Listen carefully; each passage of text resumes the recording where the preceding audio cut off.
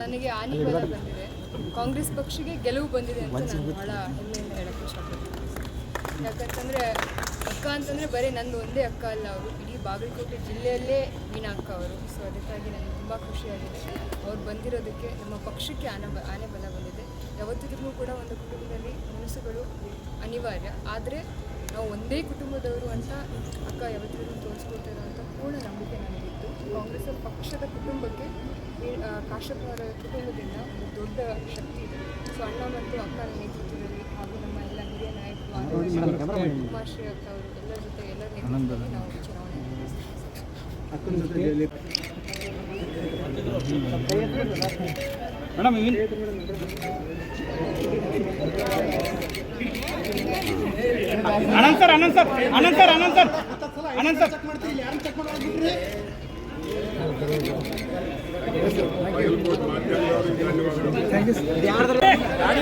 main road ನಗರಾತ್ರಿ